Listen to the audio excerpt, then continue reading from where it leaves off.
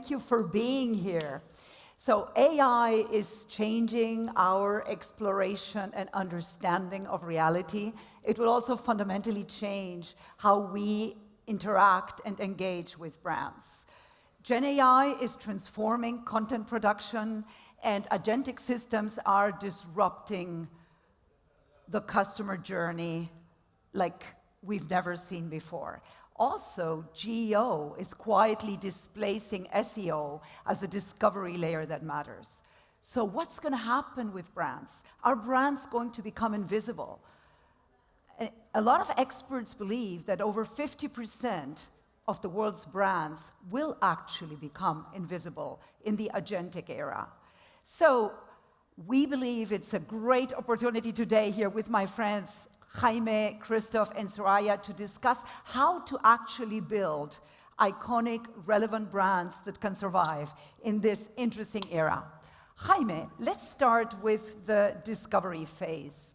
In the agentic era, marketing is no longer just about being found by humans, it's also about being discovered or chosen by machines. How are you leading this shift from visibility to selection at L'Oreal? And what's your advice for both founders and corporate CMOs trying to build brands today? Thank you, Marina, and good morning, everyone. So yeah, I mean, at L'Oreal, we've been mastering the art of being discoverable and visible for more than 100 years. Top advertising in the world, more than 50 iconic global brands.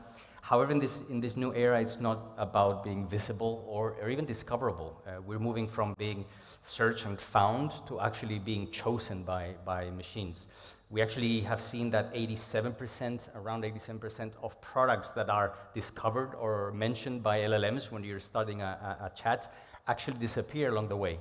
So if you're not in the final recommendation, if the machine does not choose you at the end of the conversation, being discoverable and found at the beginning doesn't really make a lot of sense, or it doesn't really mean anything.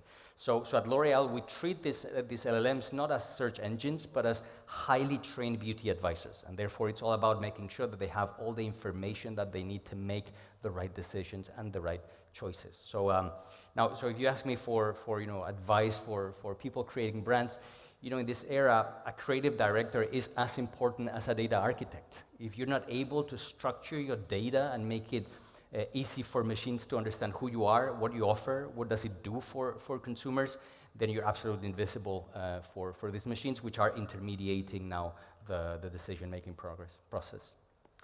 Soraya, content creation and production are undergoing a massive revolution as AI-driven creative and design platforms like Canva are allowing brands to produce infinite amounts of personalized assets at light speed and, let's admit, at a fraction of the content of the cost that used to be.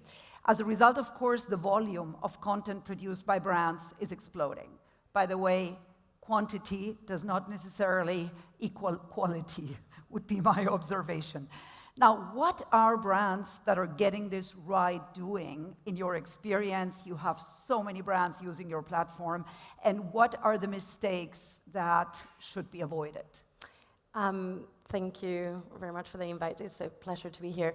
I think you made a really great observation about quantity and quality, right? One of the things I think brands who are getting it right are doing is they understand, they have internalized that AI is going to raise the baseline level. So whereas someone before would have necessarily would have understanding of design, I don't know, like color theory, for example, or information hierarchy, and they couldn't get a design right. Nowadays, that's available with AI, so that it's a lot easier. Baseline level is raised, but when it comes to actual quality that you were talking about, the human touch, that human element, is absolutely necessary. So how we prompt, the prompt literacy becomes really important. And when we talk about prompt literacy, it isn't simply just giving a hyper-descriptive sentence to the tool. It means I'm fitting it with the right information about my historical campaigns, about my tone of voice, my brand image, and therefore it's going to come out with the best result. So I would say that is one of the things. In terms of the mistakes to avoid, you were saying, I think treating AI as a one-click replacement of creativity as opposed to an enhancement is definitely one of those issues. So good news for the creative directors. Christoph, for the last 100 years, brand building used to be about positioning and persuasion, building awareness, preference, and driving conversions, what we all learned in university, right? Today, it's also about having the right agent strategy. So I'd like to ask you, based on your experience at Job and Talent, does every brand and retailer actually need their own agents, or is this more about getting consumer agents to select your brand? So what is the winning strategy, both in B2B and B2C? Very good question, and also good morning from my side. My observation, I mean, working in a B2B company, but also observing the market, is that marketeers don't really have a choice, or companies don't really have a choice. Because if you just build your own agents, you become invisible for the world. I mean, we just heard it from Jaime. If you just optimize for external agents, you lose the connection with your buyers. So in the end, the winning strategy for me is that it's not either or, it's basically a three-front war. And let me guide you through it a little bit. I mean, first point is, I mean, we heard it already, companies need to optimize for external agents like household names, ChatGPT, all these LLMs. You need to make sure that you appear, otherwise you will become invisible. The second point is you need to build your own agents, and that is true for B2B, but also for B2C. At Job and Talent, I mean, we have agents for recruiting, so AI agents for recruiting, for shift management, for attendance management. In B2C, it's agents on the website. You want to have the connection with the buyer. You want to make recommendations what to buy. You want to have like customer service. I mean, it depends on what business model you have, but you need agents there. And I think the third part is, and that's probably what a lot of brands have not even thought about, is that you need to make sure that your systems also connect to future agents of clients and customers. I mean, in B2B, imagine a procurement manager wants to negotiate the contract and has like a bot who is negotiating on behalf of the procurement manager.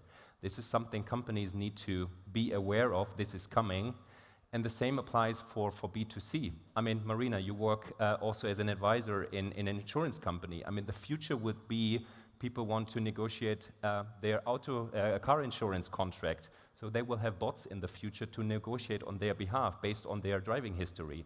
So companies need to make sure that they have the right docking stations, the right data infrastructure, and the right agent strategy to to cope with this future demands. And as I said before, you need to work on all these fronts to become very successful in the future. And I think the bottom line is you need to have the right data infrastructure, you need to have the right indexing systematics to show up in agents, but also build your own agents.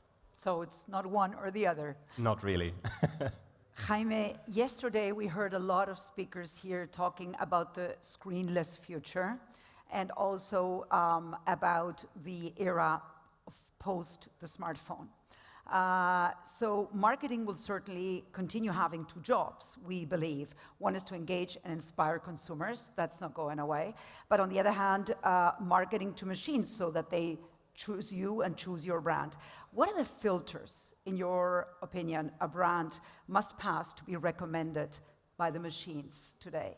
Yeah, so first of all, it's a very honest question to ask yourself, who is your brand when there's no screen, right? And at the end of the day, your brand is going to be a set of verified and verifiable facts. So, so with this in mind, if you look at some of the filters we're seeing to ensure that your brand or your product survives a multi-turn conversation with LLMs, first one is science is the new storytelling. So if you're not able to substantiate your marketing fluff with structured evidence, then you're going to be filtered out. We're also seeing, the impact of hypercontext. These machines know exactly that you're in Madrid today. It's 30 degrees outside. So if your product content / data is not able to describe how it performs under that very specific context, you will be filtered out. Things like availability. If an agent is not able to transact or buy with you right now through very clear APIs, you will be filtered out. And finally, the impact of memory. Humans, we do forget, bad reviews, bad press, but LLMs look for consistency over time. So we talked about brand consistency, both on the messages that you create and you own, but also how the consumers, how the internet talks about your product and your brand. So that consistency over time, if you don't have that consistency, you will also be filtered out. So text is king. Text is king. It's not sexy, but it is king. What happened to video? Text killed the video star? Well, not necessarily, but obviously you have to help LLMs understand what your video says.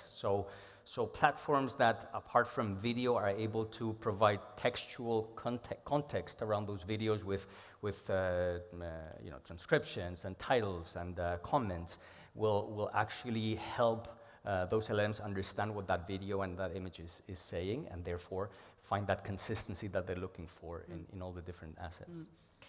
Soraya, Canva recently published a study called State of Marketing and AI Report, where one number really struck me, and that was that 70% of consumers said AI-generated content lacks soul, meaning it feels hollow, impersonal, or interchangeable. And I would like to ask you, in your opinion, how can brands drive differentiation and trust in an era and in a world of infinite AI-created content? That's a good question. I think another really interesting number that came out of that research is that 70% of the consumers are ready to see AI. They're okay with seeing AI on their ads, as long as it's adding value, it's helpful, it makes them more helpful. So that is a really interesting point, because they need to be resonating emotionally. They need to be grounded in real experiences, and then people are comfortable with that. So it's not so much about the technology itself, because we can be using that technology, but it's the how we use it. And it takes us back to something I mentioned in the previous question that I want to reinforce, that has a lot to do with that prompt literacy and what we are given, the human aspect. The human taste is now becoming the most, the most important skill. It's not about the skill set, it's about the taste. So how we are given the tools, the direction, the intention, the strategy, the original ideas, that is what's going to make them, that's what's going to make them successful. So the human element becomes incredibly, incredibly important. I love that. It's like the 4 T's, right? Yeah. Technology, trust, truth, taste. Yeah, and Wow. just to wrap it on that one, I think one of the really important things on the process, as you're given, this direction, is also that you're able to finesse the process. Something really important we announced in April with Canva AI 2.0 is, as you're given direction, you're going to be able to edit these images. As you're prompting something, you're going to be able to edit them, as opposed to just getting a final result. And other features like magic layers, for example, allow you to get like a flat image and turn it into a fully editable layer design. So that human part of the process, not just leaving it completely to the machine, but being able to participate in it, I think it's the actual key to getting a great result. And Jaime, how does L'Oreal generate? I mean, you guys have 37 brands and globally, and how do you generate trust and differentiation in this world? So we truly believe that AI, unleashes human creativity. It does not replace human authenticity. So that's why we've adhered to this trustworthy and responsible AI commitment that we make very public. That's what our CEO comes out and communicates. And it basically says, one, we're committed to not using AI-generated images to showcase the efficacy and the results of our products. If our scientific research is true, then our images should also be true, and that's a public commitment we're undertaking.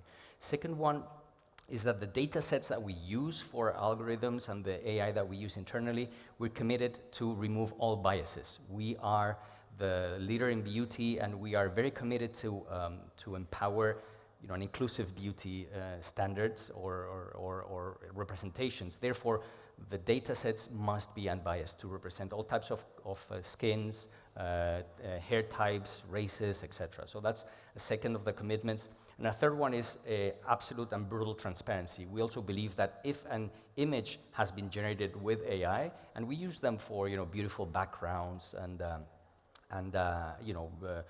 more allegoric kind of images for some of our creative assets, that we must be very transparent with consumers to let them know that that was generated with AI. So that's how you build trust whilst leveraging the power of AI for creativity. Now, one of the conversations we've been having, the four of us, right, in preparation of today, is that as brand building is changing, what is also fundamentally changing is how marketing departments work. I mean, with 80% of the tasks being taken over by AI tools, it isn't just processes and ways of working, it's also partnerships. It's really everything is changing, and you need to probably change fundamentally how you do marketing in order to today to be able to build iconic brands. Christoph, can you give us the perspective of a successful, not startup, but really Scale up. Yeah, exactly, scale up, a big scale up, and one of Spain's biggest scale ups in London, Job and Talent. What have you learned? What are the capabilities and ways of working and processes that you need today to have a successful marketing team? No, I think that's an interesting component and also something I want to talk about because, I mean, the reality, and we all work in marketing or communication, we also know in the past, a lot of marketing work is not just about like being creative and creating amazing stuff. It's also a lot of like operational work. And what I see in my reality is that really AI frees up marketing teams also from a lot of like operational burdens. And so that teams can really focus on the super skills in these days, which is taste, which is curation, which is strategy. And I want to give you just 2 examples out of my daily work. I mean, we are a B2B company, so product marketing is really important, which means like we need to give our sales teams the best materials to perform in their job. And I still remember, I mean, back then, a few years ago or 2 years ago, it was just like a lot of operational work. I mean, you need to like meet with product, with technology. You need to understand what kind of new features are coming. And most of the time is in meeting these people and understand what's coming. And now we basically have agents on our side in the marketing team, agents on their side, and they communicate, and we know exactly when a new feature is coming. We have all the specs, everything is there, so my team can really focus on the production of assets and can make sure that the sales team has it on time. The other part is, I mean, we're a lot working in like growth engines, so I mean, we need to make sure that sales has leads. And back then you would run Google campaigns, LinkedIn campaigns, whatsoever, and these days you can really use AI scouts to signal demand in the market. You understand, okay, there's a staffing company, they are posting jobs, so this is a signal somebody needs people, or there's a funding round or whatsoever. So our agent scouts really are in the market, understand what's going, and then you can create like customized campaigns to convince the client and push it out on LinkedIn. So there's just like a lot of stuff that helps our teams to be more precise and they can really focus. So I don't see it as a threat. I see it as a deliberation. It's just like how you execute and also what kind of people you get. And for me, it's just like I see it as a very exciting time. So you would still recommend your lovely 2 kids to work in marketing in the future? Yeah, but I think with the difference, they really need to love it and really want it. I think the future is not about like everyone can do anything. It's just like if you're really sure you want it and you're really good at it, then go for it. But if it's just like, yeah, I don't know what to do and I do marketing, then probably not. So one last question to all of you. I mean, the rules of brand building have changed dramatically. What is like you would like to say to your audience today, each one of you? What is the one thing that is essential in brand building and in building brands that can last and survive and thrive and build differentiation in the age of AI? Who wants to start? I maybe start first. I mean, back then in my time at McKinsey, we always learned that amazing brands are the combination of like art and craft. And I mean, my colleagues will probably talk about the art in a second. It's all about positioning, narrative, and having amazing advertising campaigns and all these things. And craft was always that you also understand the analytical side, the distribution, the pricing, consumer insights, so that these things work together. And I think what we see right now is that we have a new craft. I mean, it's still about consumer insights, it's still about all these things, but I think there's a new component. And I think it's what we talked about today. I mean, you need to build the company in a way that you have docking stations with external agents, with internal agents, that you're able to index So I think this like new craft is really making sure that you can you thrive in this like new agent economy. And I think this is what successful brands will do. And this is, for me, would be a very important component next to art. But I leave it to Soraya and Jaime to chime in here. Yeah, I think it's striking a balance between the scale of a global brand and also the truly local context. So building culture is incredibly important to build a global, a good brand. When I'm talking about building culture, whereas in the past we may have like run a campaign in isolation and it might have been a great campaign and have an impact in awareness and brand love, I think that is dead at a time where AI allows us to be running thousands of campaigns at a time that are learning in real time and all of this. The world you create around your brand is even more important. So the world you create around your brand, I'm talking about your community, I'm talking about your events, the way that people talk about your brand. All of these things become incredibly important. I'm thinking, I don't know, a brand like Duolingo, for example, that we all know what the product is, but it became a personality recently with their efforts on social media. Or, I don't know, a brand like Supreme that made scarcity the religion. So what is actually the story around your brand? And I think that touches into something that we've been talking about a lot, which is protect your humanity obsessively, because that's really what's going to be what makes the difference when everyone has access to these tools that are democratizing processes and content creation and all of this. The human element is going to be incredibly differential. Humanity is the new luxury, right? Yeah. Jaime? Yeah, I mean, we believe in the power of emotional brands. We have more than 50 brands. We're the authors of Porque Yo Lo Valgo, which is arguably one of the greatest marketing claims. So we do believe in the power of iconic brands, and especially in an era that we are facing without screens, where agents are going to make decisions on which product to recommend, and not only to recommend, but to actually buy. In conversations like, asking your agent to fill in your bathroom cabinet or your fridge, imagine the power of the editing power or the overwriting power of consumers saying, okay, fill in my bathroom cabinet, but my mascara, but don't touch, my Maybelline, mascara or L'Oréal Paris Revitalift.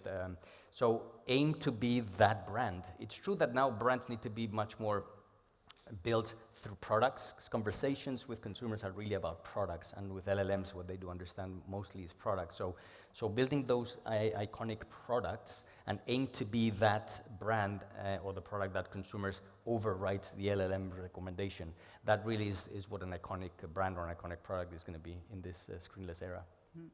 I would like to add one suggestion myself, and that is the strategic importance of originality, creativity, and innovation, which, with all due respect to machines and to GEO and to the fantastic world of AI-driven content, I don't think it's going to go away, because I think, after all, you are, as a brand today, you're competing for relevance and attention in this hyper-crowded world where everybody receives zillions of messages every day and has, the attention span of a goldfish. I mean, 6 seconds, right? And by the way, I don't think you compete within your industry.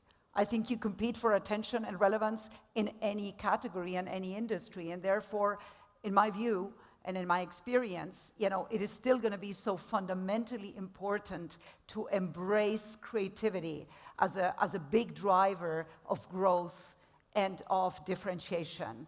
And just the way of getting there and doing that is going to be so different.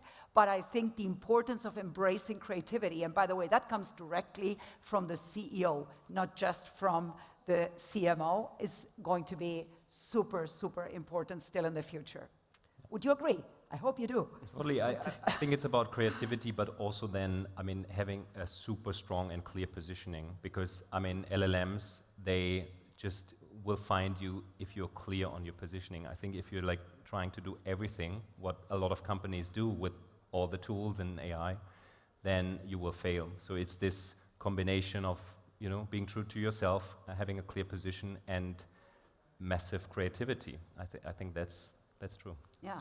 a positioning that is based on true storytelling, right? And everything, absolutely. Again, the importance of truth and trust and taste in this world of so much technology. Thank you so much, everyone. Big round of applause for this wonderful panel. Thanks so much.